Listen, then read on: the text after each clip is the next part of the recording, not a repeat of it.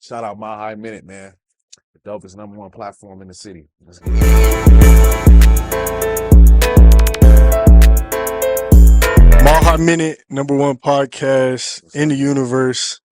We back with the legend from Denver, Ma Bello to be exact, Yes, sir. for what, third time? I think this is our third interview. Yep.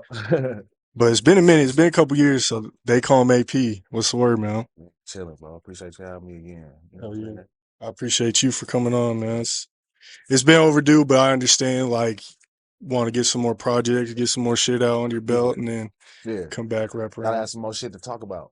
For Thanks. real. But this ain't our first interview. The first two, we kind of went more into your backstory. So this time we're going to kind of rewind Yeah. back to what, like 2020-ish, I want to say, is when we did that interview. Yep. So you dropped 2 projects since then, Big Homie 2 and Losses, the most recent one this past year. We'll start with Big Homie 2. Yeah. How did that project come together? Man, it was so tough picking songs for Big Homie 2. Like, well, not necessarily picking the songs, but just narrowing down the songs. You know what I'm saying? Like I wanted to put out a part 2 to the project, you know what I'm saying, for a minute. And at that time I had so many songs I fucked with. That's why the regular version and the deluxe version is damn near 2 completely different tapes. Yeah, no, I seen that. Yeah, it was. Yeah, I just had hella music I was just sitting on, so I was like, nah, I need to put this shit out. And it wasn't much of a thought process as far as, like I usually do with albums and shit. I was more on in a mixtape mind, so I just wanted to put out a bunch of shit on there that I felt like I fucked with at the Okay. time. You know what I'm saying? So with you being an experienced artist, you don't necessarily see a lot of deluxe albums Right. in Colorado. What's the idea behind you doing a deluxe album? And then would you consider those 2 separate projects, or is it still just, nah, this is Big Homie 2 as a whole? Yeah, I honestly consider them 2 separate projects. You know what I'm Okay. saying? But like I said, I had just had a lot of content that I wanted to Right. I wanted to basically have an excuse to drop at the time. You know what I'm saying? So Mm, that's why both of them is like 30 deep. right. Both of them, between 2 of them, is like 60 songs. Okay. Yeah, And then the most recent one, which I had as my #1 album of 2022, yeah, Losses. yeah. How did that one come together? So I've been working on Wins 2 for a while. You know what I'm Mm, saying? And a lot of them songs, a lot of the songs that I have for it, I felt like were good enough to put on the project. But like I said, I've been wanting to elevate the sound and try to make it better in ways. So I was like, I kind of like that. I think that was probably officially one of the first drafts of Wins 2. You know what I'm yeah. saying? And I was like, nah, I want to make it better than that. You know what I'm saying? So, Right. but I still had the songs, you feel me? So, and my birthday was coming up. I like to drop on the 30th September because it's Yeah. my birthday. But I was like, shit, what I'm gonna call this motherfucker? Then if I'm gonna just drop something, then I'm like, well, duh, well, this I can make this one Losses, you know what I'm saying? Because I Right. didn't, 'cause they ain't on the project. And then I actually took a few songs from another project that I've been working on called Mike and a Heartbeat 2. Mm, Mike and a Heartbeat was like one of my first albums, you know what I'm saying? And I had a lot of like personal shit on there. It was deep, it was a lot of deep shit on there. It was my first shit though, you know what I'm yeah. saying? Yeah. And the new version of it is just more so like it was more like it was more losses than losses. You know what I'm saying? It was Right. like it was more of like a darker side of things and shit like that. And so like I took Rain off of there. I had Save Me on there. Let me see. I think Living was on there too. Oh, Living. I've been Yeah. listening to that one a lot. Yeah. So, I just What about that Acting Out? That was probably my personal favorite from the Acting Out project. was actually originally that was the intro to Wins 2. That Oh, was okay. actually the intro. So that's You it. know what I'm That kind of saying? explains more of that. That's why Okay. it kind Yeah. of start like that. You know what I'm saying? It Yeah. kind of got like an intro feel, and I was and what I'm talking about on that song is the day of the Wins concert. You know what I'm saying? It was probably one of the biggest days of my life. You know what I'm saying? And that was my biggest project.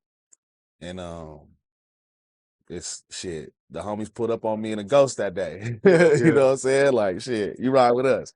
Hell yeah. Shit, it was a crazy day, man. That shit was hard. Okay. So when the losses idea for that project, that didn't necessarily come like around the same time the wins idea became, because it No, you go back, you look at it, you're like, okay, maybe he was plotting on this, but from what it sounds like, it kind of just it happened. kind of just happened, and also because like I've created a separate brand called Wins and Losses. Mm, So we have been actually talking about shit pertaining to that in the months leading up to it. And that's why it kind of came to me. I'm like, damn, well, I didn't drop a losses album. You know what I'm saying? Like right, right. I'm gonna drop losses because I never really had an intention on dropping a losses Okay. project. You know what I'm saying? It was just wins, and the other titles and shit like that. But now I feel like I've created another saga. You know what I'm saying? Right, and right. shit, excited to see where we're gonna take it. Shit. Could you see like a part two losses or Mm-hmm. okay? Mm-hmm. What makes you Yeah, for want to sure. do like, you know, parts to albums, I suppose, if that makes sense. Um, shit. To be honest, bro, like it's it's kind of like I wouldn't want to say it's being lazy, you know what I'm Yeah, saying? yeah. But like when you got a good album title or something to run with, you know what I'm saying? You see artists do that Make over a years. series, Like yeah. you might as well make a series of it. And it just make that part of the creative process easier. You know what I'm saying? Where you got themes already in place, like almost like templates, you know what I'm saying? And Mm, it just kind of sets you up to be able to drop shit under certain fields. When you know what I'm saying, if you that type of artist where you create different fields, different vibes in your shit, and it's dope to do that. You know what I'm saying? right, right. Yeah. Okay. So you brought up living. Mhm. I wanted to point out some of the lyrics. Yeah. This ain't living what you tell a man that just lost his brother, who been all about them colors that finally had the chance to make it even. It might kind of sound goofy with me saying No, it, no, no. but like that, when I was listening to it last night, I was like, I see some other interviews they'll talk about lyrics. I'm like, maybe let me throw that in there. Yeah. But I feel like that kind of strikes deep. You know what Yeah. I'm saying? I feel like a lot of people could relate to. You know what I'm saying?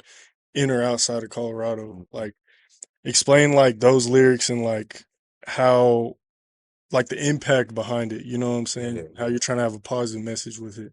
Um, for me, the story, like I picture a lot of visuals with, you know what I'm Mm, saying, a lot of my songs. And it was basically like what you like what you supposed to do. in And that you know what I'm saying? situation, Like yeah.